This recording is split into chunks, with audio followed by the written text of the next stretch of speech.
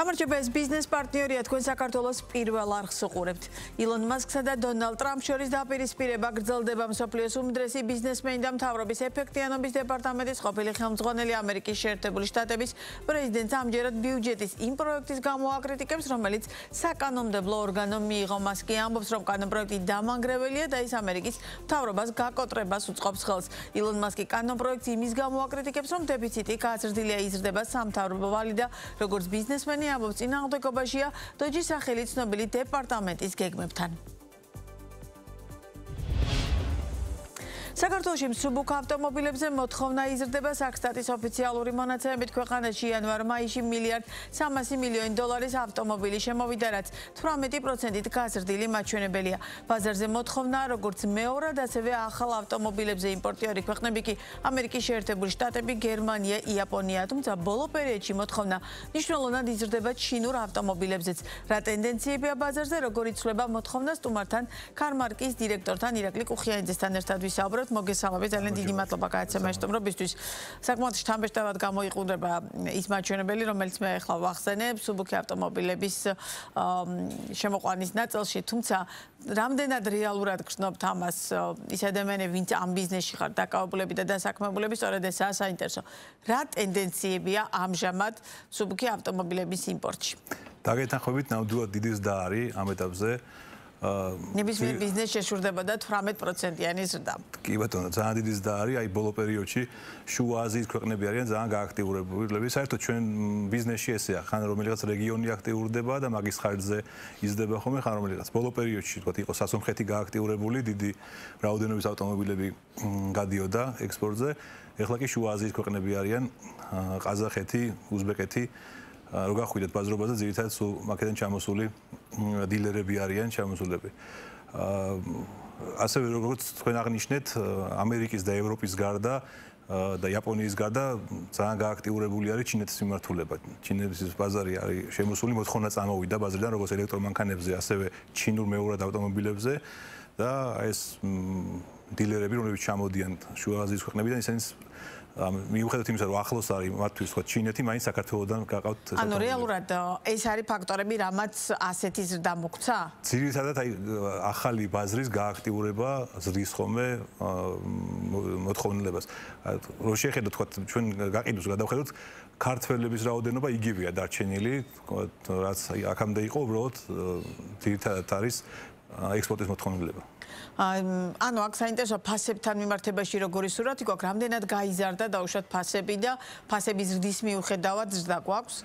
ფასები თქვა დიდად გაზრდილი არ არის, ანუ რადგან ახალი გააქტიურებულია ბაზარი და დიდად გაზრდილი არ არის, რაც შეეხება ჩინეთის მიმართულებას, ჩინეთის მიმართულება ახალია და ჯერჯერობით თქვა ფას ვერ შევადარებთ, რადგან დღეს რა ფასიც არის, ეს არის ახალი ფასი, ახალი ბაზარია და ისე კაი ფასები აქვს ჩინელებს. ანუ კარგი ფასი რა ფასია? იმას ვკითხულობ, რომ რეალურად რამდენად კონკურენტულია ეს ფასები, მაგალითად საქართველოს მოქალაქეების შემთხვევაში, თუ ეს ფასები მთლიანად დაუშვათ იმ დილერებზეა რეალურად გათვლილი, რომელიც თქვენ ახლა ახსენეთ საუბრის დასაწყისში. აი ფასს ახლა ესე შევადაროთ ამერიკას, მაგრამ ძირითადად მაინც რაოდენობა ამერიკიდან არის ავტომობილების იმპორტის, ავიღოთ 70%, 65% არის ამერიკიდან იმპორტირებული ავტომობილები. აი ავიღოთ მაგალითად X3 BMW, რომელიც ამერიკიდან რო ჩამოიყვანა 22 წლის გამოშვება, თქვათ რაღაცა კომპლექტაციით, კაი კომპლექტაციით, დაზიანებული, როგორც ამერიკიდან ჩამოდის და რო აღადგინო, სადღაც $35,000-$36,000 ჯდება. ამერიკიდან ჩამოიყვანა. ჩინეთიდან მასეთივე ავტომობილი დაუზიანებელი, იგივე ყველანაირი კომპლექტაციით, რაც ამერიკულს ექნება, დაუზიანებელი ეს ხელისაკარება, ხოლმე გარეცხვა დაჭირდება, ჯდება $38,000-$39,000. ანუ რეალური კონკურენტი უჩნდება ბაზარზე. და თან ეს არის რომ კი არა ჩინეთთან ჩამოყვანილი BMW ჩინური. ანუ ხარისხობრივი და ტექნიკური მახასიათებლები თქვენ ახლა ჩემზე კარგად იცით ეს მიმართულება, რამდენად შეიძლება რომ რეალურ კონკურენციაზე ვისაუბროთ ამ შემთხვევაში? ზუსტად მაგას ვამბობდი, რომ ხარისხში BMW არის ჩინურიც და ანუ ქარხანა ჩინეთში არის BMW-ში და იგივე BMW-ს ქარხანაში აწერილობთ ბაზრისთვის არის განკუთვნილი ჩინური ბაზრისთვის. სხვა არაფერი არ არის. და აი მდგომარეობით რო ავიღოთ, საკმაოდ კარგად უვლიან ჩინელები მანქანებს და მეორადი მანქანა ჩინური ძალიან კაი ჩამოდის. რაც შეეხება თქო ჩინურ მანქანებს თვითონ რა ჩინური ხარისხი ხა როგორც ნებისმიერ პროდუქტში ავტომობილის მასზე არის გააჩნია ბრენდს, აი რო ავიღოთ BYD, Zikri ისეთი კაი ხარისხი არის, რომ ბევრ ევროპულ ბრენდს და ამერიკულ ბრენდს თქვათ არ ჩამოუვარდება ხარისხით არანაირად რა. კი ბატონო, თვითონ დილერების მხრიდან მოთხოვნა რეალურად რომელ მიმართულებებზე უფრო არის და რეალურად ვინ არიან საიდან შემოყვავს ავტომობილები, პირდაპირ ასე რომ ვიკითხო და რამდენად თუ სწორად ვიცი, ამერიკის შეერთებული შტატები იყო ერთ-ერთი ყველაზე დიდი ბაზარი ჩვენთვის, საიდანაც ავტომობილები შემოყვავდა განსაკუთრებით მეორადი ავტომობილები. ეხლა ეს ტენდენცია თან იცვლება, ანუ და ამ სურათს ვხედავთ თუ დაუშვათ ეს უფრო მაინც შორეული პერსპექტივის ნაწილია. აი ნახეთ როგორ ჩვენ ეს ბიზნესი 20 წლის წინ დავიწყეთ. ერთ-ერთი პირველები ვიყავით, ვინც დაიწყო ავტომობილების იმპორტი ესე ოფიციალურად. ძირითადად იყვნენ ხალხი, ვინც ბაზრობაზე ერთი მანქანას ჩამოიყვანდნენ და თვითონ მანქანას ყიდდნენ. ეგ იყო ევროპის მიმართულება, ევროპიდან მოყავდა ყველას. ჩვენ რო დავიწყეთ ამერიკიდან გერმანიიდან ჩამოდიოდა ძირითადად ეს პერეგონშიკებს ბოდიში ჟარგონიზმის პერეგონშიკებს ჩამოყავდათ და ყიდნენ. ჩვენ რო დავიწყეთ ამერიკიდან ავტომობილების ჩამოყვანა, მაშინ ესე გვიყურებდნენ რომ ამერიკული მანქანა არ ვარგა, რატო ჩამოყავთ ამერიკიდან ეს დამტვრეული მანქანები. ცოტა ხანში რაღაც პერიოდში 5 წელიწადში, 6 წელიწადში გერმანია საერთოდ ჩაინაცვლა ამერიკით, იქიდან გამომდინარე რომ იგივე ფაშის გერმანიიდან მოყავდა ავტომობილი, ამერიკიდან ბევრად უფრო ახალი და ბევრად უფრო კაი ავტომობილი მოყავდა. შემდეგ წამოეწია იაპონია, იქიდან გამომდინარე რომ უფრო იაფი იყო ავტომობილები იაპონიაში, იყო მარჯვენა საჭიანი ავტომობილები, მაშინ დაშვებული იყო საქართველოში და იაფიჟდებოდა და იაპონიამ ცოტა ჩააჩოჩა, მე ამერიკაც ეხლა ეს ჩინური ბაზარი რო შემოვიდა, ეს ახლა რომ დავიწყეთ ჩინეთთან მანქანების ჩამოყვანა დილერების რო გვეუბნებიან კლიენტებიც რომ აი ჩინური მანქანა არ ვარგა ამერიკიდან წამოვიყვანოთ, მაგრამ აი ხო გეუბნებით ყოველთვიურად ვატყობთ მოთხოვნილების დას ჩინეთზე. ასე რომ ჩინეთიც ძალიან მალე გაიზრდება და დილერები არა მხოლოდ უკვე ამერიკიდან უკეთავენ მანქანებს და ევროპიდან, არამედ უკვე ჩინეთზეც გვაქვს შეკვეთები. რეალურად საინტერესოა აი ამ პერიოდის განმავლობაში განსაკუთრებით ირან-ისრაელის სამხედრო დაპირისპირების გათვალისწინებით, რამდენად რთული იყო შეკვეთების შესრულება. მიუხედავად იმისა, რომ ეს იყო ორკვირიანი პერიოდი და ამან ალბათ გარკვეულწილად მეტნაკლებად ისეთი მასშტაბით არ მოქმედა, როგორც შეიძლება და რომ ხანგრძლივ პერიოდზე მოქმედა, თუმცა მთლიანობაში ამ ტიპის კონფლიქტები, ასეთი დაპირისპირებები რა ტიპის გავლენას ახდენს, რადგანაც რეალურად ორი ისეთი ქვეყნიდან ჩამოგაქვთ დავუშვათ ამ შემთხვევაში საქონელი, რომ საკმაოდ დიდი მარშრუტები უნდა გაიაროს. ხო, ანუ ეს რამდენად სერიოზული ხელისშემშლელი ფაქტორია არის თქვენ საქმიანობაში? ამჯერად გაგვიმართლა, რადგან ძალიან მალე დასრულდა ეს ომი და კოლაფსი არ მოხდა, სადაც რეალურად ველოდებოდა თუ შეზღუდები იქნებოდა, რადგან ეს გეიმები სხვადასხვა მარშრუტებით დადიან და შეიძლება მოყოლილიყვნენ ისეთ მარშრუტზე, სადაც გაგვირთულდებოდა. ერთადერთი რაც გვირთულდება აი ამ ომის პერიოდში არის ტრანზაქციები, რადგან სანქციების ქვეშ არის ჩინეთი და გადარიცხვები კონტროლდება ძალიან. ანუ ავტომობილი არ უნდა მოხდეს თქვათ იმ საომარ ტერიტორიაზე, იმ ტერიტორიაზე სადაც არის სანქციები, ანუ სწორი ქვეყნები უნდა გამოიაროს, რომ სწორად იმუშაოს. ჩვენც აი ეს ვასრულებთ ამ სანქციებს, რეგულაციებს და ყველაფერს ისე ვაკეთებთ, როგორც საჭიროა. სხვანაირად ფიზიკურად ვერ გადარიცხავთ თანხას, ბანკი გაგაჩერებს, არ გადაგარიცხებს, თუ რაღაცა არასანქციებელს აკეთებს. რეალურად ხელისშემშლელი ფაქტორი არის, რო არ იყოს დაპირისპირებები, უფრო ფართოდ და უფრო თავისუფლად გავაკეთებთ ბიზნესს. თვითონ მე რამდენადაც ვიცი და რამდენადაც ხა მათ შორის ამ ტელევიზიის თანამშრომლებსაც შეუკვეთიათ ავტომობილი ეგრეთ წოდებული აუქციონების საშუალებით, ხო? რამდენად აქტიურად იყენებს ქართველი მომხმარებელი აუქციონებს და რამდენად ღირებულია დაუშვათ ამ აუქციონებით ავტომობილ შემოყვანა თუ დაუშვათ მაინც ჯობია რომ კომპანიებს მოგმართონ და ასე შეიძინონ ავტომობილები, იმიტომ რომ რამდენად რეალურად ხარისხიანი პროდუქცია ჩამოდის ასეთ შემთხვევებში. ძალიან საინტერესო კითხვა არის. 2011 წელს ჩვენ გავხდით პირველი ოფიციალური აუქციონი საქართველოს ჩვენ შემოვიყვანეთ Carmark-მა, ეს იყო Insurance Auto Auction IEA და შარშან დაგვისრულდა კონტრაქტი და აღარა ვართ წარმომადგენლები, ანუ პირველი ოფიციალური აუქციონი შემოვიყვანეთ, რომ კაი შეხება გვაქვს აუქციონებთან. ავტომობილების შეძენის რამოდენიმე გზა არსებობს. არის აუქციონებზე შეძენა დაზიანებული ავტომობილების, როგორც ცნობილია კოპარტია, IA, ვის წარმომადგენლების ჩვენ ვიყავით. ასევე არის მანჰეიმი, რომელიც არის დაუზიანებელი ავტომობილების აუქციონი, სადაც გარანტიით იყიდება ავტომობილი, ნაკაცრამდე ინფორმაცია გვაქვს და არის უკვე დილერები ან ფიზიკური პირები. მაინც მასობრივად ხალხი ყიდულობს ავტომობილებს დაზიანებულ ავტომობილების აუქციონებზე, რადგან იქ ძალიან იაფია, ჩამოყავთ, აღდგენენ და შემდეგ ან ყიდიან, ან თავის იტოვებენ. ეხლა ეს ჩვენარი კომპანიების დანიშნულება რა არის, გვინდა აღვნიშნო. ანუ ნებისმიერ ადამიანს შეუძლია თვითონ დარეგისტრირდეს აუქციონზე, იყიდოს თავისი კავშირებით ან რაღაც კომპანიების დახმარებით, გადამზადებული კომპანიების დახმარებით ჩამოიყვანოს ავტომობილი. მაგრამ აქ არ არის ის, რომ ვთქვათ, მე იაფი დამიჯდა რაღაცა. ჩვენარი კომპანიის დანიშნულება არის თავის გამოცდილებიდან გამომდინარე სწორი ავტომობილი შეგარჩევიოთ. ანუ არ შეგარჩევიოთ რაღაცა ის, რომ თქვენ რო გონიათ რომ აუქციონზე დგას და არაფერი არ ჭირს და პატარა ნაკაწრი აქვს, იმის უკან ბევრი რაღაც შეიძლება იმალებოდეს. ანუ დაზღვევის ერთგვარ მექანიზმს თავაზობთ მოქალაქეებს? 20 წელია ჩვენ ამას ვაკეთებთ და დატოებულ მანქანას რო ხედავთ, ჩვენი გაყიდვების მენეჯერები უკვე იციან იმ დაზიანების უკან რა იმალება. იგივე ჩაძირულ ავტომობილებს რო იძახიან, რომ ჩაძირული ავტომობილი არ შეიძლება ჩამოიყვანო. უნდა ჩამოიყვანო და იცოდე რომელი ავტომობილი უნდა ჩამოიყვანო, დაძირული ბრენდი, წყალში ყოფის დონე და ასე შემდეგ. ისე ვიტყვი რომ ტარიფი ასე თუ ისე ყველა კომპანიას აქვს ერთ და იგივე, პატარ-პატარა სხვაობები არის, მაგრამ სწორი ჩვენი კომპანიის დანიშნულება არის სწორი ავტომობილი შეგარჩევით, რომ არ იწვალოთ და რაღაცა თქო ხაფანგი არ ჩამოიყვანოთ აგრო მე ეს არის. რეალურად შესაძლებელია ამ ტიპის კონტროლის განხორციელება, იმიტომ რომ იმდენად დიდია დაშორება, ანუ ამ შემთხვევაში რა არის მთავარი განმაპირობებელი პარტნიორი თუ დაუშვათ ის აუქციონის საწყიდულობთ, ეხლა რაც თქვენ ახსენეთ, რომ არის აუქციონები, სადაც მხოლოდ ხარისხიანი და დაუზიანებელი ავტომობილები იყიდება.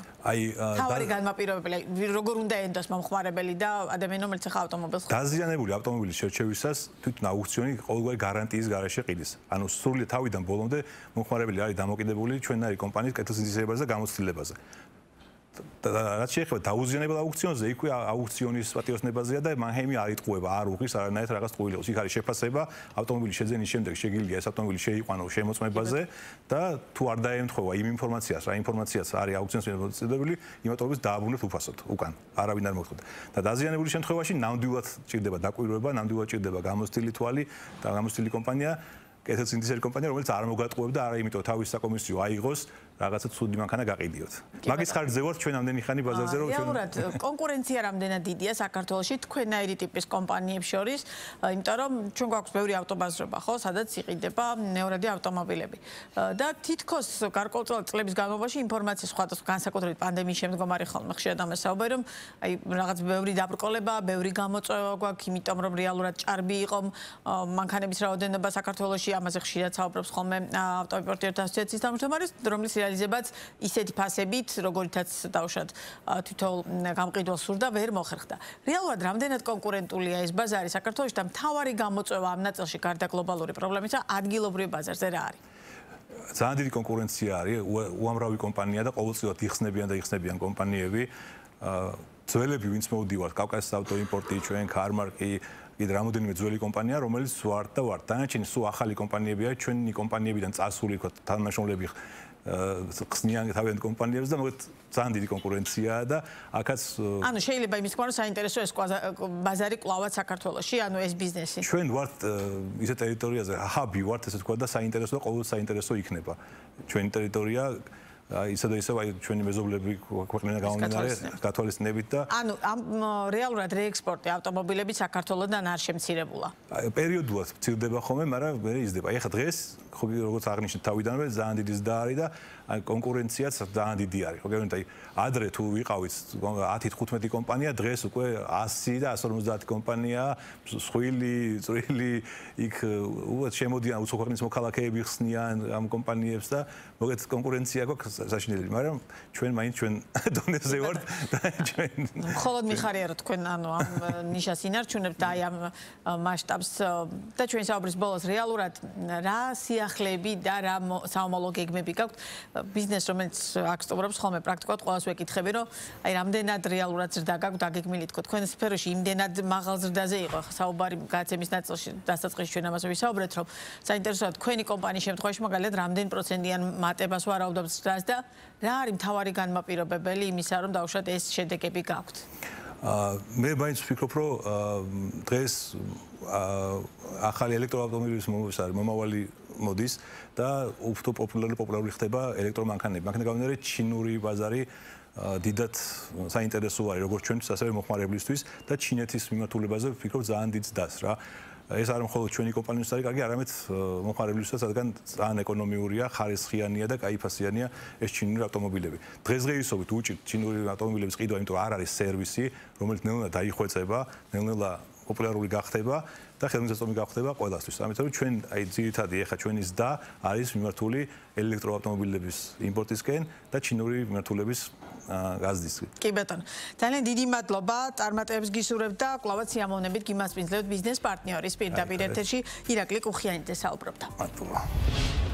ახლო აღმოსავლეთში განვითარებული მოვლენები და კონფლიქტი საქართველოს ეკონომიკაზე, როგორც TBC-ის კაპიტალის ეკონომიკურ მიმოხილვაში ენათქვამი, მიუხედავად იმისა, რომ ირან-ისრაელს შორის ცეცხლის შეწყვეტაზე შეთანხმება ძალაშია, კონფლიქტმა გავლენა მაინც მოახდინა. საინვესტიციო ბანკის შეფასებით ტურიზმი და შემოსავლები ივნისის მეორე ნახევარში შემცირდა, თუმცა შეზღუდული ხანგრძლივობითა და მასშტაბით, რადგან ცეცხლის შეწყვეტის შეთანხმების შემდგომ აღდგენის ნიშნები უკვე სახეზეა. ამავდროულად საქართველოში საწოლზე ფასებმა ბოლო დღეებში გარკვეულწილად მოიმატა. TBC კაპიტალი იმედოვნებს, რომ მსოფლიო ბაზარზე ფასის ნორმალიზაციის პარალელურად საწოლზე ფასი კვლავ უნდა შემცირდეს. რაც შეეხება დოლარის კურსს, მომატებული რისკის პერიოდებში ის მყარდება, რადგან ინვესტორები აქტივების უსაფრთხო ვალუტაში გადატანას არჩევენ. თუმცა ამჯერად დოლარი მხოლოდ კონფლიქტის გამწვავების პირველ საათებში გამყარდა, მცირედით შემდგომ კი კვლავ გაუფასურდა. რაც შეეხება ლარის პოზიციებს, მის გამყარებას ხელს უწყობს სავალუტო შემოდინებები, დეპოზიტების თანდათან უკან ლარში კონვერტაციები და ამერიკული დოლარის გლობალური სისუსტე.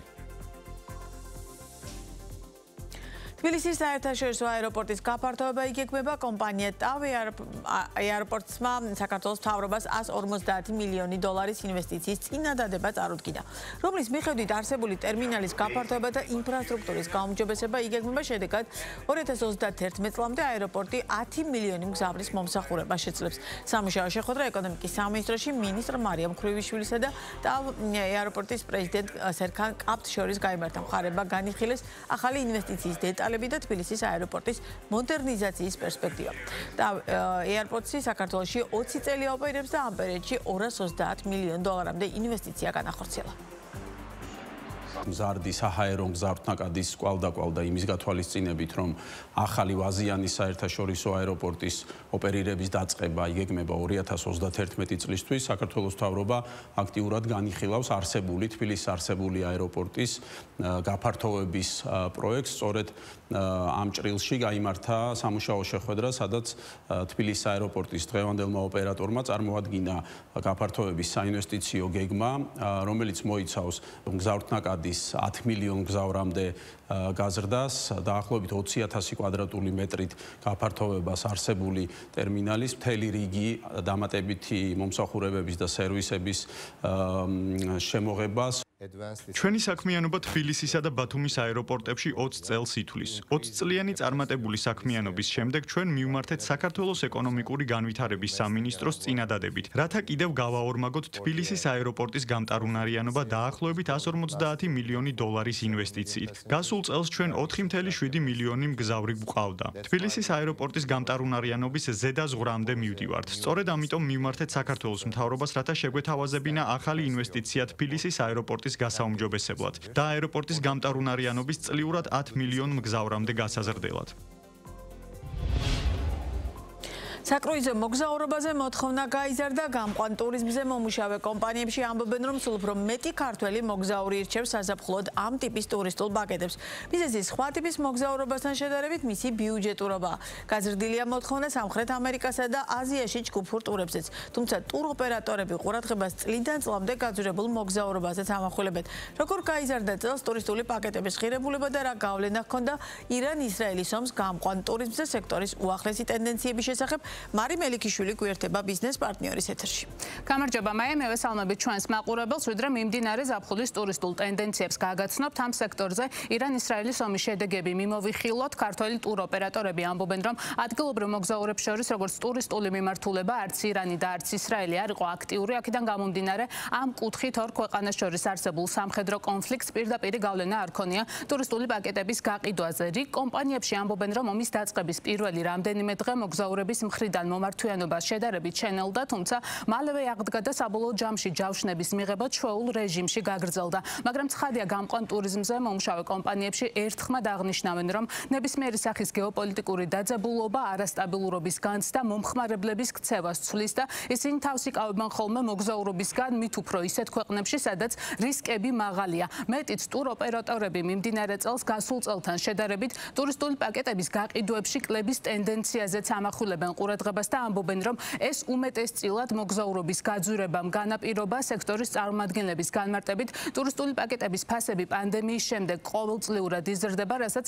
გლობალურად როგორც განთავსების ობიექტების, ისე საავიაციო საწვავის, საკვების და სხვა სერვისების გაძვირება განაპირობებს. ტურისტული კომპანიების ინფორმაციით წელსაც ზაფხულის სამოგზაურო მიმართულებების ტურპაკეტები 20-25%-ით არის გაძვირებული, მათ შორის გაძვირებულია ისეთი საზღვაო მიმართულებები, რომლებიც ადრე დაბალ ბიუჯეტურად მოიაზრებოდა, კერძოდ თურქეთი და კვიპროსი. საერთოდ არასტაბილური გარემო იწვევს მომხმარებელთა ქცევას, რომ შესაბამისად თავს იკავებენ მომხმარებლები მოგზაურობისგან ისეთ ქვეყნებისკენ, სადაც მაგალითად არსებობს რისკები. შესაბამისად ჯერჯერობით არაფრის თქმა არ შემიძლია, რომ თქვა რომ რამე გავლენა იქონია. თუ შევადარებთ მაგალითად გასულ წელს, ვიტყოდი რომ მკვეთრად შემცირებულია საერთოდ მომხმარებლების რაოდენობა იმის გამო, რომ ფასებმა მოიმატა და დაახლოებით მაგალითად შაშანდელთან შედარებით 20-25%-ით უფრო ძვირია ტურპაკეტების ღირებულება ვიდრე გასულ წელს. ნებისმიერი ესეთი დაძაბული სიტუაცია მოქმედებს, თუმცა ანუ ესე რომ ვთქვათ, რომ სრული პერიოდი არა, არის რაღაცა მომენტები, დროის რამდენიმე დღე ხა ეს მდგომარეობა არ იყო ხანგრძლივი და შესაბამისად მალე დარეგულირდა, თუმცა არის ხდება, ესე იგი გავლენას ახდენს, ეფექტები აქვს ამ ყველაფერს, მაგრამ დიდხნიანი არ არის და კიდე პლუს ამას შევეჩვიეთ უკვე ესეთ გარემოში, ასე ვთქვათ, ცხოვრებას და მუშაობას და რაღაცა პერიოდის მერე ნელდება ეს სიტუაცია და მშვიდდება და არის ისევ მოთხოვნა. მიმდინარე ზაფხულის ჯავშნებზეც რომ ვისაუბროთ, მიუხედავად გაზრდილი ფასებისა, ისევ ყველაზე აქტუალურია თურქეთის საზღვაო კურორტები, გაყიდული ტურპაკეტების რაოდენობით. მას მოყვება ევროპული საზღვაო ქალაქები, კერძოდ საბერძნეთის, კვიპროსის, იტალიის, ესპანეთის, ასევე საფრანგეთისა და პორტუგალიის კურორტები, თუმცა გამყვან ტურიზმზე მომუშავე კომპანიებში წელს მომხმარებლის შეცვლილ ქცევაზეც ამახვილებენ ყურადღებას და აღნიშნავენ, რომ ძალიან არის გააქტიურებული საკრუიზო მოგზაურობა, ტუროპერატორები მიზეზებზეც საუბრობენ და განმარტავენ, რომ საკრუიზო მოგზაურობა სრულ პაკეტს მოიცავს, ანუ მომსახურებაში შედის განთავსება, კვება, სხვადასხვა აქტივობები, შესაბამისად მოგზაურებს დამატებითი ხარჯების გაღება არ უწევთ და ჯამში უფრო იაფი უჯდებათ ამ ტიპის სამოგზაურო პაკეტები, ვიდრე ავიაბილეთის ცალკე შეძენა, შემდეგ სასტუმროს დაჯავშნა და ამა თუ იმ ქვეყანაში კვებისა თუ ტრანსპორტირებისთვის უზრუნველყოფა. ასევე გაზრდილია მოთხოვნა აზიური და სამხრეთ ამერიკული სახელმწიფოების მიმართულებით ჯგუფურ ტურებზე, რომლებსაც თან ქართულენოვანი გიდი ახლავს, რაც მოგზაურებისთვის ძალიან კომფორტულია. უნდა ითქვას, რომ ამ ტიპის ტურები უმეტესად კუბას, არგენტინისა და ბრაზილიის მიმართულებით იგეგმება.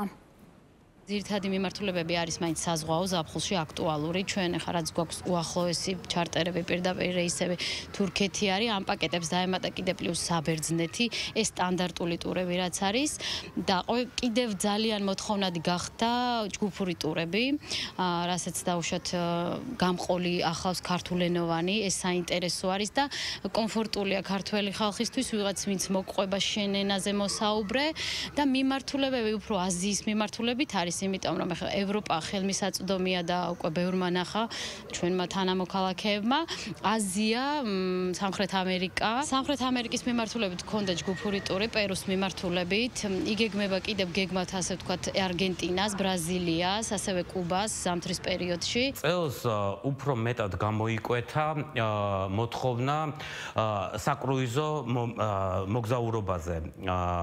საკრუიზო მომსახურებაში შედის მთლიანი პაკეტი, ანუ მომხმარებელი ღებულობს როგორც განთავსების მომსახურებას, ასევე შედის აქტივობები, შედის კვება და შესაბამისად მომხმარებელს საერთო ჯამში უფრო შეღავათიანი ფასი გამოსდის, ვიდრე ვთქვათ მაგალითად ევროპაში წავიდოდა სასტუმროს გადაიხდიდა, ავიაბილეტს გადაიხდიდა. ჩვენგან ყველაზე ესე ვთქვათ მოთხოვნადი ზაფხულის თვეებში არის ხმელთაშუა ზღვის კრუიზები, რომლებიც იწყება ბარსელონადან, რომიდან.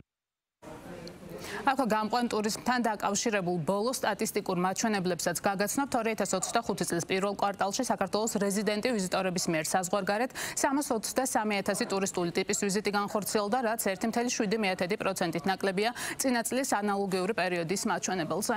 ძალიან დიდი მადლობა მარი მელიქიშვილი საუბრობდა ბიზნეს პარტნიორის პირდაპირ ეთერში. ქართული არქიტექტურული პროექტი ვენეციის ბიენალეზე პროექტმა, რომელმაც ამ მნიშვნელოვანი ღონისძიების ყურადღება მიიპყრო თბილისში განხორციელდება როგორ მოხდა ქართული არქიტექტორი ბიენალეზე და რა გეგმები აქვს პროექტის ავტორს ნიკოლოზ ლეკვეიშვილი თიმ არქიტექციის ბიუროს დამფუძნებელი გვერდება ახლა ბიზნეს პარტნიორის პირდაპირ ეთერში. მოგესალმებით, ძალიან დიდი მადლობა გადაცემაში სტუმრობისთვის. პირველად ხა როდესაც გავეცანი ამ ინფორმაციას საკმაოდ შთამბეჭდავია ქართული არქიტექტორი ვენეციის ბიენალეზე. როგორ მოხვდით რა პროექტით და სად განხორციელდება ეს პროექტი საქართველოში? რა არის ციტეს ვენეციის ბიენალე არის მთავარი არქიტექტურული ღონისძიება მსოფლიოში. ჩვენ ამ ვენეციის ბიენალეს მოყვება ასევე კოლატერალ გამოფენები, ეს არის თამდევი გამოფენები. ჩვენ ამ შემთხვევაში ვიყავით მიწვეული აი ამ გამოფენაში, ანუ დიდი ფორმატით ვენეციის ბიენალეს ნაწილში, მაგრამ თამდევი გამოფენის სექციაში, ესე ვთქვათ, არის ესეთი ნიუ-იორკელი კურატორი, ვინც მიგვიწვია. ეს არის პალაცო კონტარინი, პოლინიაკ, ეგრე ქვია, ამ შენობას, სადაც 6 არქიტექტორი ერთ ქოლგის ქვეშ გამოგფინეს. ამ კურატორთან აქამდე მქონდა კომუნიკაცია, სხვადასხვა აზრის გაცვლა, გამოცვლა, რატო ვაკეთებთ ესე და ეს რაც გრძელი პროცესი არის. და ჩვენ მქონდა გაზიარებული მისთვის ჩვენი კვლევები, რადგან ჩვეულებრივად როდესაც მუშაობთ ნებისმიერ პროექტზე, ვაკეთებთ პარალელურად კვლევებს. და მქონდა გაზიარებული ჩვენი ხედვა, როგორ ვავითარებთ ზოგადად პროექტს, რაც მისთვის საინტერესო გამოდგა და რა პროექტია საუბარი ეს მაყურებლისთვის ხადი რა მოყავს? ეს არის მრავალბინიანი საჩენდება. ეს არის მრავალბინიანი საცხოვრებელი სახლი ბაგებში, მეტროპარკის ტერიტორიაში, სადაც მრავალბინიანი საცხოვრებელი სახლი ერთ-ერთი ყველაზე ხშირად აშენებული ტიპოლოგია მთელ მსოფლიოში. და მათ შორის დედაქალაქშიც. თბილისშიც და ყველგან და ყოველთვის გას კითხვა, როგორ შეიძლება მას მივცეთ დამატებითი ფუნქცია, დატვირთვა, კულტურული ან სოციალური დატვირთვა საზოგადოებაში, რაც არ იყოს მხოლოდ ჩაკეტილი თავის თავში გემივით, რომელშიც არაფერი ახალი არ ხდება, ადამიანი მიდის დასაძინებლად. და ამ კითხვას ჩვენც ვუსვათ საკუთარ თავს და ჩვენი ხედვით დაუპირისპირდით, ესე ვთქვათ. რაღაცა სახის კვლევები ვაწარმოეთ, რა ცხოვრების წესი არსებობდა თბილისში ისტორიულად სხვადასხვა პერიოდში. ამ კონკრეტულ არქიტექტურას აყალიბებდა ისტორიულად კლიმატი და სოციალური წყობა. სანამ გაჩნდებოდა ეს კლიმატ კონტროლი, ბევრი რაღაც კომპონენტით ვითარდებოდა გარემოდან გამომდინარე. შესაბამისად, ის არქიტექტურა, რომელიც შეიქმნა აი ამ კლიმატ კონტროლამდე საქართველოში, არის ჩვენთვის ძალიან მნიშვნელოვანი, იმიტომ რომ ეს არის ორგანული ნაწილი ამ ადგილის, ამ მზის, ამ მთის. ანუ რეალურად რომელი პერიოდის არქიტექტურაზეა საუბარი? ეს არის საბჭოთა პერიოდი, საბჭოთა პერიოდამდე არსებული არქიტექტურა თუ ხო? განსაკუთრებით მე-19 საუკუნის საერთოდ, როდესაც ნაკლებად სამხედრო თავდაცვითი კომპონენტები იყო და უფრო მეტად სოციალური. მაგ პერიოდში განსაკუთრებულ როლს თამაშობდა აივანი თვითონ. ხო, ეს ძალიან საინტერესოა, რომ ან თქვენი ამ შემოქმედების ერთი თავარი ხაზი არის ეს აივანი და რატო გახდა შთაგონების ერთგვარი წყარო აივანი, იმიტომ რომ ეხლა ჩემთვის საინტერესოა და დარწმუნებული ვარ მაყურებლისთვისაც. რა იცით, ანუ საერთოდ ეს არქიტექტურა მუშაობს ორ მხრივად. ანუ ერთი არის, როდესაც თვითონ დავალება ქმნის ფორმას და მეორე არის, როდესაც ფორმა ქმნის ცხოვრების წესს. ადრე რა როლი ჰქონდა აივანს? აივანს ჰქონდა იგივე როლი, რაც დღეს ერთგვარად ასევე ის როლი, რაც დღეს აქვს სოციალურ მედიას. ეს იყო სივრცე, სადაც ადამიანი აჩვენებდა თავის თავს. ქალაქს ასევე უყურებდა ქალაქს, ეს იყო შეხვედრის წერტილი, ეს იყო სხვადასხვა ცხოვრების წესის, ანუ ადამიანების რაღაცნაირად ვიზუალურად, ვერბალურად დაკავშირების ზონა, იმის გარდა რომ უბრალოდ აივანზე შეიძლება გამოვიდეს ადამიანი. მაგის გარდა არსებობდა კიდევ სხვადასხვა აქტივობები, რომელიც არსებობდა და ჩაანაცვლა ტექნოლოგიამ. ხო, დღეს მაგალითად ეს ფუნქციები გადასული არის სოციალურ ქსელში, რაც ადრე ჰქონდა ვთქვათ აივანს. ამის გარდა აივანი ძალიან ბუნებრივი შემადგენელი. ანუ ამ ფაქტორების გათვალისწინებით თქვენი პროექტის შემთხვევაში დავუშვათ აივანი მოცულობაშიც უფრო დიდია თუ უბრალოდ ფუნქციურად სხვა დატვირთვის მატარებელია და არა მხოლოდ ის რომ აივანია და გახვალ დავუშვათ პირობითად ადამიანი რომელსაც შენი საცხოვრისი იქით. ხო. ანუ ჩვენ შემთხვევაში ჩვენი ამოცანა იყო ესეთი, რომ ეხლა უმეტესობა საცხოვრებელ მრავალბინიან საცხოვრებელ სახლებში, რასაც ჩვენ ხედავთ, გვაქვს რა, რომ ძირითადად არის შიდა სივრცე და არც ის უფრო მეტად მცირე აივანი, თითქოს ადამიანი გამოვიდეს სიგარეტი მოწიოს, ანუ უბრალოდ მაგრამ ჩვენი ამოცანა იყო, რომ საერთოდ გაგვექრო ფასადი და მთელი შენობა გვექცია ერთ დიდ აივნად. რომ მთლიანად შენობის კანი ყოფილიყო აივანი და ცხოვრება გამოგვეტანა გარეთ. ანუ ბაგებში პროექტი, რომელსაც მეტროპარკი აშენებს, ეს პროექტი აშენებული იქნება სწორედ ამ კონცეფციით? ანუ შენებლობა უკვე დაწყებულია? ნებართვა გვაქვს მიღებული, ჯერ შენებლობა არ არის დაწყებული, მაგრამ ხო, ამ კონცეფციით. რამდენად გაქვთ მოლოდინი, რომ ადამიანები მიიღებენ, მოქალაქეები, იმიტომ რომ მიუხედავად იმისა, რომ დეველოპერულად ძალიან ბევრი საცხოვრისი შენდება დედაქალაქში ბოლო პერიოდში პრაქტიკულად ყველა ფეხის ნაბიჯზე, ხო? მათ შორის ამ ტერიტორიაზე, სადაც ხა ჩვენ ვიმყოფებით პოლიტიკოსკაიას ქუჩაზე. რეალურად მაინც ერთგვაროვანი შენებლობებია არქიტექტურულ თვალსაზრისით, ხო? შეიძლება რაღაც ფუნქციურად შეცვალო, მაგრამ ვიზუალურად მაინც ერთი. ამიტომ საინტერესოა, რამდენად მიიღებს მომხმარებელი დაუშვათ ამ თქვენ შემოთავაზებას და ეს ალბათ რეალურად მე ფასთან იქნება დაკავშირებული, ხა თქვენ არ ახართ დეველოპერი, მაგრამ რადგანაც არქიტექტურულ პროექტს თქვენ ქმნით, საინტერესოა, რამდენად ღირს ან რამდენად ღირებული შეიძლება იყოს საქართველოში და დედაქალაქში ამ პროექტის განხორციელება. იცით რა არის, ხა ყოველთვის არქიტექტორის გადმოსახი და გასაგები, იმიტომ რომ თქვენთვის ძალიან დიდი სიახლეა. მაგრამ მომხმარებლის პოზიციიდან არსებობს ყოველთვის გატკეპნილი გზა, რაც ძალიან მარტივია, რომ აი რაღაცა x კვადრატული მეტრი და აღღირს ამდენი. მაგრამ ყოველთვის არსებობს ინოვაცია და არსებობს ხედვა. რომ და ჩვენი ხედვა გაუზიარეთ დამკვეთრად ჩვენ ეს ძალიან არატიპიური არის და ტიპიური დეველოპერისთვის შეიძლება არამომგებიანიც კი იყოს აი ესეთი ტიპის ძალიან თამამი გადაწყვეტილებაა დამკვეთის მხრიდანაც დათანხმება. რომ ჩვენ გვაქვს პრაქტიკულად თითქმის 50%-ზე შიდა სივრცე აივანთან მიმართებაში, მაგრამ ჩვენ ეგრე ვხედავდით, რომ ეს იყო ანუ ეს არის ერთ-ერთი გამოწვევა თანამედროვე არქიტექტურის, რომ გამოიყვანოს ადამიანი შიდა სივრციდან ნახევრად საჯარო სივრცეში. და ეს იყო დაუშვათ ვენეციის ბიენალეს წარმომადგენლებისთვის საინტერესო? კი, ჩვენ გაუზიარეთ ჩვენ კურატორს ეს ჩვენი კვლევა, რომ ესეთი სახის ცხოვრების წესი არსებობდა, როგორც უბრალოდ კერძო აივანზე, რომელიც სხვადასხვა ტიპის აქტივობები იყო, ასევე არსებობდა რაღაც ერთგვარი სალაყბოები, რომელიც არის ნახევრად საჯარო სივრცე, სადაც სამეზობლო ხდება. და ჩვენ გვქონდა შეთავაზებული ამ შემთხვევაში რაღაც ერთგვარი სალაყბო აივანი, ანუ ეს არის არც საჯარო სივრცე, მაგრამ ეს არის რაღაც სივრცე, სადაც სამეზობლო ხდება. არ ვიცი, სიმართლე გითხრათ, ჩემი აზრით მე ძალიან ბედნიერი ვარ, რომ ესეთი დამკვეთი შეხვდა, რომელმაც გაიზიარა ჩვენი ხედვა, ჩათვალა რა კაზასოლე, ხო? და რას ნიშნავს კაზასოლე? კაზასოლე დაარქვა თვითონ დამკვეთმა ზედა სახლი დააკავშირა, რადგან თვითონ ამომავალი წერტილი იყო ესეთი, რომ ფერდი, რომელზეც ეს სახლი დგება, იყურება ჩრდილოეთით. და ქმნიდა ძალიან დიდ ჩრდილს და ჩვენ შევთავაზეთ ესეთი რამ, რომ რადგან შენობა იყურება ჩრდილოეთით, მოდი გავჭრათ და გავაჩინოთ შენობაში ფანჯრები, რომ მზე შემოვიყვანოთ. და პრაქტიკულად ამ მზის შემოყვანის ფაქტორმა შექმნეს არქიტექტურული ტექტონიკური ფორმები, ანუ ეს სალაყბო აივანიც ამან შექმნა და მთლიანად შენობის ფორმაც. და რადგან პრაქტიკულად ამ შენობის დაბადება მოხდა ვენეციის ბიენალეზე, გადაწყდა რომ თან ეს რაღაც იტალიური სახელი გამოიყენებინათ და მზედა სახლი.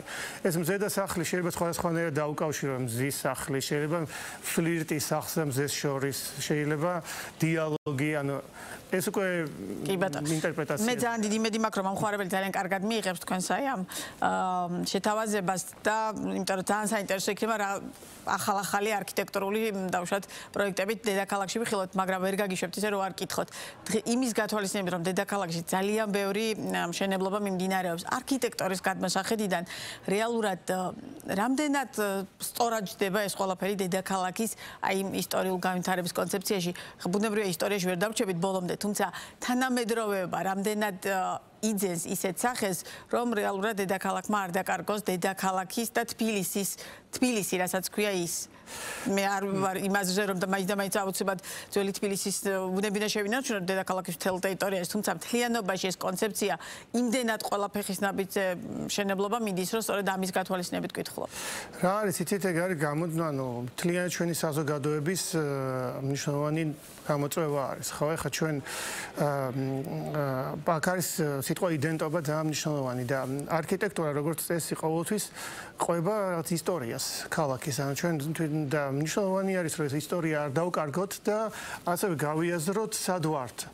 ანუ ჩვენი ერთ-ერთი პრობლემაც და პლუსიც არის ის რომ მოწყვეტილი ვართ საერთაშორისო პროცესებიდან და ხშირად არ გვახსოვს სად ვიმყოფებით. ჩვენ ახლა დღეს უნდა შევქმნათ ისეთი არქიტექტურა რომელიც არის საერთაშორისო ქართული არქიტექტორები ამისთვის ბრესერბრის ბრძოლა ეს არის განხილვა ეს არის რამდენად ბევრი ხართ რამდენად კონკურენტულია ეს გარემო არქიტექტორებს შორის რამდენად აქტიურად მიდის ამის გაცვლა ანუ შეხეთ კი რა თქმა უნდა არის პირველ რიგში უკვე არსებობს თბილისის არქიტექტურული ბიენალე რაც ძალიან მნიშვნელოვანი არის ჩვენთვის ეს არის ძლიერი საერთაშორისო ღონისძიება რომ აქ გავიხილოთ სად ვიმყოფებით და ბევრი ადამიანი საერთაშორისო მასშტაბით შემოდის აქ ჩვენ აი ესეც ახლა აი ეს რომ ბიენალეზე მივიღეთ მონაწილეობა და ასევე იყო კიდევ სხვა ქართველი არქიტექტორი ერთი ნანა ზაალიშვილი ორნი ვიყავით წელს იქ რაც მნიშვნელოვანია რომ ჩვენ ვიყოთ იქ სადაც საერთაშორისო კულტურა იქნება და ჩვენ ასევე შევქმნათ ისეთი სივრცე სადაც მიდის მსჯელობა და განხილვა თუ ესეთი გადაკვეთის წერტილები ბევრი იქნება ჩვენ ხარისხსაც გავზრდით და გავხდებით საერთაშორისო პროცესის ნაწილი თუ ესეთი პროცესები არ იქნება და გადაკვეთა არ გვექნება დასავლურ კულტურასთან და სამყაროსთან მაგ შემთხვევაში შეიძლება ჩვენ უბრალოდ დავიკარგოთ ბიზნეს მოთხოვნებში და დავიკარგოთ უბრალოდ ბრმა ბაზარი და არეგულირებს გარემოში და კი ბატონო ძალიან დიდი მადლობა საინტერესო საუბრისთვის წარმატებებს გისურვებ და იმდენად საინტერესო არქიტექტურულ თემებზე საუბარო სიამოვნებით გიმასპინძლებთ სხვა დროსაც ბიზნეს პარტნიორის ეთერში ნიკოლოზ რეკვეიშვილი საუბრობდა ამბროლაურის აეროპორტში სრულმასშტაბიანი გეგმური სწავლება გაიმართა იმიტირებული სცენის მიხედვით საქმე ტერორისტულ აქტს ეხება. სწავლის მიზანი იყო აეროპორტში საგანგებო მდგომარეობის შემთხვევაში მონაწილე ორგანიზაციებისა და სამსახურების რეაგირების დროის დადგენა, ასევე საგანგებო სიტუაციებში მოქმედების გეგმით გათვალისწინებული პროცედურების კოორდინირებულად და ეფექტიანად წარმართვა. ამბროლაურის შიდა მნიშვნელობის ფრენების აეროპორტში ჩატარდა სრულმასშტაბიანი სიმულაციური სწავლება. სწავლება მოიცავდა ორ ეტაპს. პირველ ეტაპზე ამბროლაურის აეროპორტის ტერმინალში უცნობი პირი შემოდის, რომელიც თანამშრომელს გადაცემს ანონიმური შინაარსის წერილს. სწავლების მეორე ეტაპზე განხორციელდა ანონიმური ზარი ამბროლაურის აეროპორტში. უპილოტო საფრენი აპარატით ამბროლაურის აეროპორტის ობიექტების განადგურების შესახებ. დრონის გამოყენების პრაქტიკა სიმულაციურ სწავლებებში საქართველოს აეროპორტებისთვის ახალია. მოხარულები ვართ, რომელიც ჩატარდა ამბროლაურის აეროპორტში. აგროსასურსათო სისტემების არსებული მდგომარეობა და საომავლო თანამშრომლობის საკითხების განხილვა იყო გაეროს სურსათისა და სოფლის მეურნეობის ორგანიზაციის რიგით 44 კონფერენციის მთავარი თემა, რომელსაც FAO-ს წევრი ყველა ქვეყანა ესწრებოდა.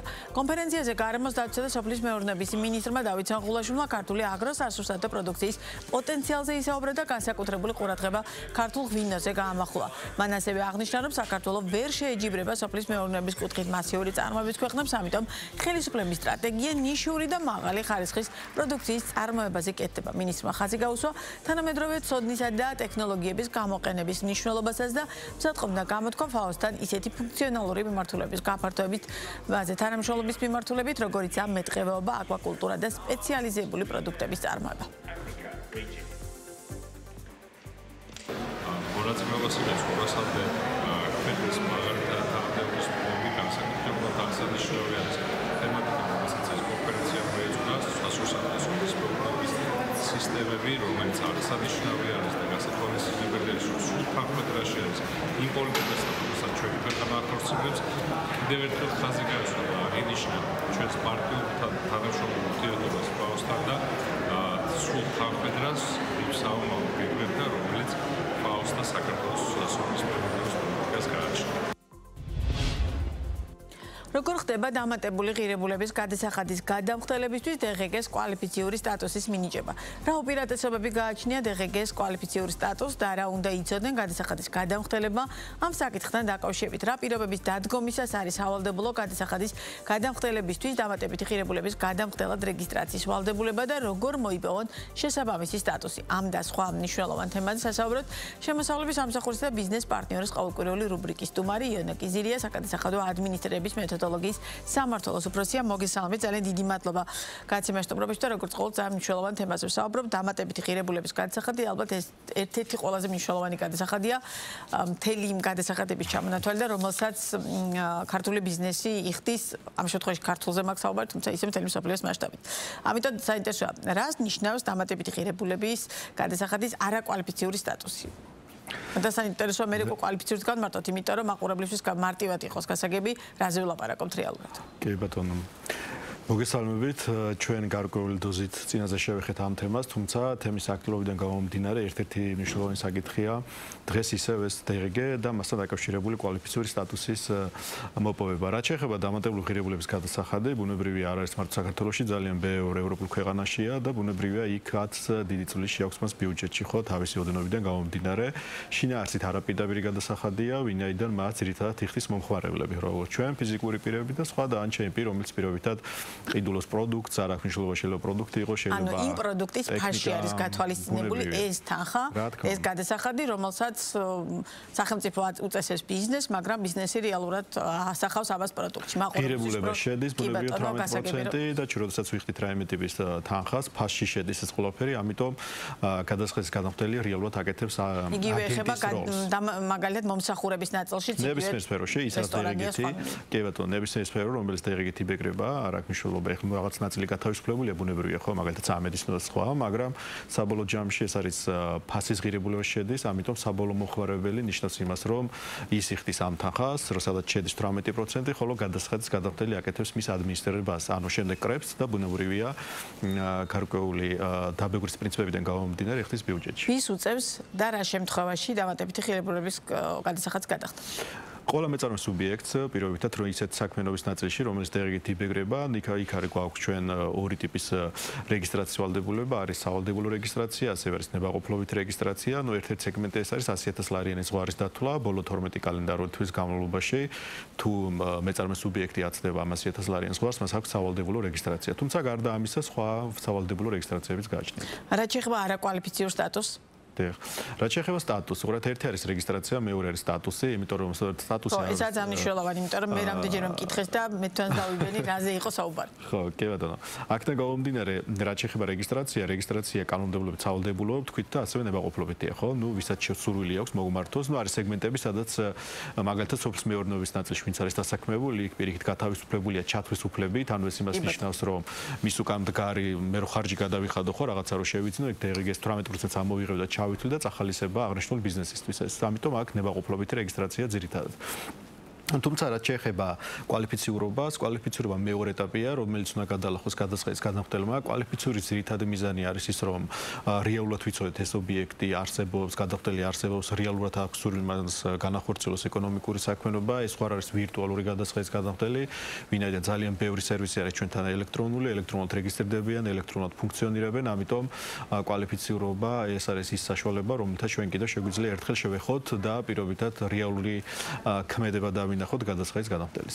რას გულისხმობს ელექტრონული საკადასახადო ანგარიშ ფაქტურების გამოყენების განსხვავებული წესი, რომელიც ამ შემთხვევაში გამოიყენებს? კი, აი ამ წესს ჩვენ წინაც ერთხელ შევეხეთ, თუმცა ამ ნაწილში კიდევ ერთხელ გამეორდებით, ვინაიდან კითხვები არის ხოლმე ხშირი ჩვენთან ჩემოც ძალიან ბევრი, ასევე კოლ-ცენტრთან დაკავშირებითაც და ბევრგან კიდევ ერთხელ აღვნიშნეთ და კიდევ ერთხელ კარგია რომ ეს თქვენი ტელევიზიით კიდევ ერთხელ გავაჭრებთ ამ საკითხს.